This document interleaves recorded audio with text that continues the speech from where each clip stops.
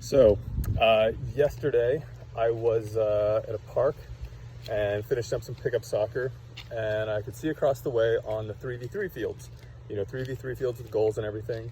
There was a guy and he had 6 kids with him, and it was pretty clear he was doing some kind of private training. And as I was watching, I was really curious to see, what's he going to do with these kids? What kind of session is he going to plan for them?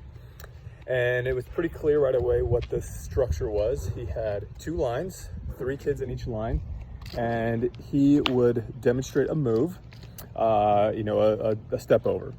And then each kid would dribble up, do the move, pass the ball into the goal, get their ball, and recycle back to the back of their line.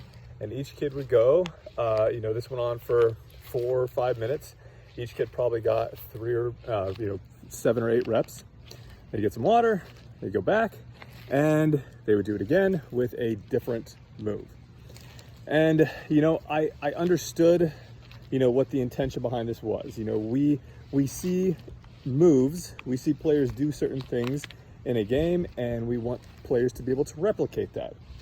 The problem is, however, is that when we envision the individual and we ignore the extenuating information around them, the opponents, the direction, the dimensions, the necessary elements of attack and defend, we lower the likelihood of those quote-unquote moves being able to transfer, and we lower the likelihood of those moves being effective in multiple varying situations.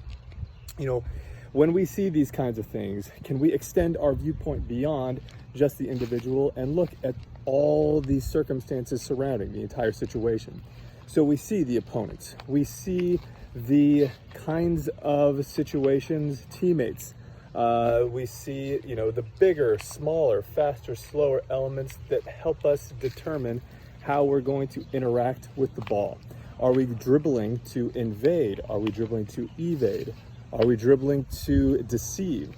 Our intention behind what we do is so much more complex than simply a move. We have to be able to couple our actions with the surrounding environment, specifically those opponents, the direction, the necessity to attack and defend, and that consequence if our quote-unquote move is not successful. So, this is not like a rant at that particular coach or a rant at that particular idea that we want players to be quote-unquote technical, but can we alter our envisioning of what it means to be technical? And rather than can we do a move that we can then insert into the environment, can we insert the environmental and constraints of the task, the opponent, the direction, the consequence into what we do, so that when we pair our intentions with the constraints around us, we are more likely to see an emergence of movement solutions that are not only more likely to transfer, but are also going to be much more stable and much more applicable in multiple environments. It's not the solution that we want to replicate, it's the problem-solving process that we want to replicate. Constraints-led approach.